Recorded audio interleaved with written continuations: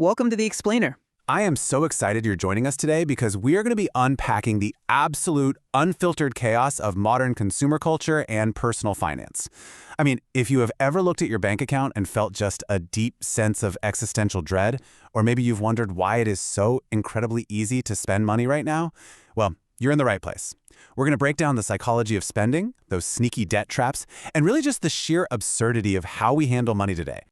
Somewhere in America, a man just financed a couch while eating ramen on a credit card he totally forgot to pay. Just let that sink in for a second. This perfectly illustrates the absurd reality of modern spending. We literally live in an era where you can go into debt for a piece of luxury furniture while simultaneously surviving on 50-cent noodles because your cash flow is, well, non-existent. It's a hilarious yet kind of terrifying paradox of our times. And that paradox leaves us staring at bank accounts that look a little something like this. $14.82. But hey, as our main character today would probably say, technically that's still positive. Okay, let's dive into this and meet the guy behind this slightly tragic yet incredibly relatable number. Section 1. The Chaos of Kevin. Meet Kevin Carter. He's 29, lives in Austin, Texas, and makes $92,000 a year. Now, on paper, that sounds like a totally fantastic, financially responsible situation, right? You'd think he's got it all figured out. But the truth is, Kevin treats his money like a temporary house guest. It comes in, he shows it a good time, and it leaves almost immediately. Look at the massive shift in money mindsets over just one generation.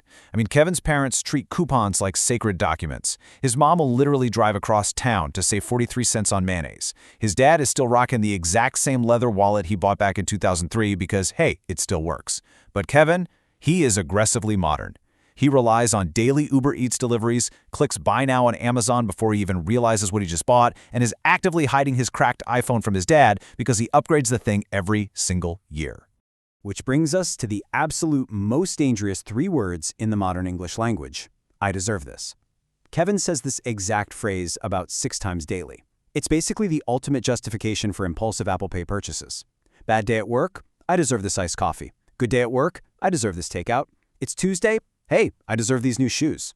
We are constantly using our spending as a mechanism to reward or soothe ourselves, and let me tell you, companies know exactly how to trigger that response. Section 2. Marcus, the Financial Wizard. So if Kevin is the embodiment of modern impulse, Marcus represents financial discipline, long-term thinking, and the magical, almost mythical concept of delayed gratification. There's a complete disconnect here between income and stability. Kevin actually has the higher income, but he's the guy ordering 1:14 a.m. emergency sushi because he just can't be bothered to open his fridge. Marcus, on the other hand, makes less money than Kevin. He grew up poor, learned investing from library books, and still wears hoodies from his college days. But he is the one with the index funds, the retirement accounts, and the emergency savings. He basically lives like a monk with Wi-Fi, but he is fundamentally, unshakably financially secure, because making more money does not automatically equal stability. And their dynamic is an absolute masterclass in missing the point. Marcus, trying to be a genuinely good friend, tells Kevin, "You need a budget." And Kevin, without missing a single beat, replies, "I have one. That's a restaurant reservation." It's funny, for sure, but it's also a perfect representation of how resistant we can be to sound financial advice when we are deeply entrenched in our own lifestyle inflation. Section 3. Tiffany and comparison culture. Now, if Kevin is struggling with convenience, Tiffany is battling aesthetics. She represents the internet age of personal finance. You know, social media spending, fake luxury, and the crushing pressure to look incredibly successful online, completely regardless of what your bank account actually looks like. Tiffany is a lifestyle influencer who leases a luxury car and buys literally everything just for content. Just look at her so-called productivity purchases. We've got a gold-plated water bottle because regular water is just not ambitious enough, obviously, an emotional support diffuser, a $400 lamp shaped exactly like the moon, and my absolute personal favorite, an AI-powered mirror. Her apartment looks phenomenally rich, but her bank account looks absolutely haunted. It's the ultimate illusion of influencer wealth. When Kevin quite reasonably asks, "What does the mirror do?" Tiffany simply replies, "It judges me in 4K. It's a fantastic punchline, but really, think about the bizarre lengths we go to for internet validation. We buy these high-tech, wildly expensive items just to fit an aesthetic, wrapping ourselves in a digital performance of success while our actual financial health crumbles behind the scenes. Section 4. The Credit Card Villain. So I want you to imagine stepping into a thunderstorm. The sky is flashing, and out steps a guy wearing a suit entirely made of receipts, with an APR glowing ominously red on his chest. This guy is the literal personification of the predatory financial systems we navigate every single day. He appears exactly when you are at your weakest, leans in and whispers, "Kevin, you deserve rewards points. Minimum payments build character." So the crucial point is how this villain operates. He tricks consumers into emotional spending, buying gadgets they definitely don't need, and jumping headfirst into crypto panic buying. He takes that innate desire we all have to treat ourselves and weaponizes it, turning a totally simple impulse into a long-term debt cycle. And honestly, the worst part? He makes a really compelling argument in the moment. Section 5. Why we stress spend. Listen, it's really easy to laugh at Kevin ordering emergency sushi or Tiffany's 4K judging mirror, but there is a very real, very heavy truth underneath all of this.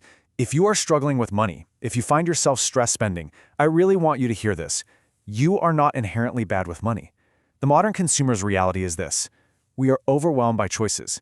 We are distracted by constant notifications. We are manipulated by targeted ads that know exactly what we want way before we do. And quite frankly, we are exhausted. Modern life is designed to monetize your attention.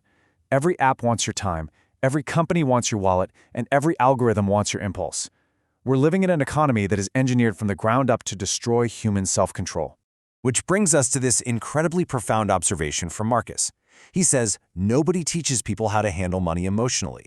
We might learn how to balance a checkbook or maybe understand compound interest if we're super lucky, but literally nobody tells you what to do when you feel sad or anxious or tired, and your phone is right there offering you a one-click dopamine hit delivered to your door in 2 days.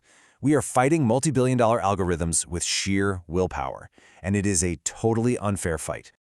Section 6. Welcome to Cash Therapy. This explainer series is an entire universe dedicated to understanding these exact traps. It's not about becoming a billionaire overnight or getting lectured about skipping lattes. No way. It's about surviving modern money culture without completely losing your sanity. It's about learning the psychology, the systems, and the habits through the hilarious chaos of characters like Kevin. Let me give you a super quick timeline of the upcoming chaos we're going to explore. Day 1, Kevin discovers buy now, pay later and thinks, wait, future me pays for this? That guy sounds rich. By week 2, he's in a total subscription nightmare, literally fighting off 31 different monthly charges like a ninja. And by month 1, he's getting convinced by a crypto guru to buy a coin that will change humanity, only to watch it crash immediately and scream, "I lost $12, sell everything." We are going to break down every single one of these modern traps. But through all the jokes and all the chaos, just remember, you are not alone. At one point, Kevin admits, "I bought an air fryer because I was sad." And Marcus just looks at him and says, "That actually explains a lot." Look, we've all been there. We've all tried to buy our way out of a bad mood. Your emotional spending, your financial anxieties, they are a perfectly normal response to an overwhelmingly complex, modern world. So, I have to ask you directly, are you like Kevin? Have you ever stress spent? Have you ever actively avoided opening your banking app just because life felt a little too heavy that week? Think about your own habits, your own triggers, and the algorithms that have totally figured you out. Recognizing those patterns is literally the very first step to taking back control. We are going to unpack all of this together, one bad decision at a time. But as the credit card villain would probably whisper to you right now as we wrap up, before you go, would you like to finance this subscription? Think about all the invisible traps waiting for you out there today. Stay sharp, watch your wallet, and I will see you in the next explainer.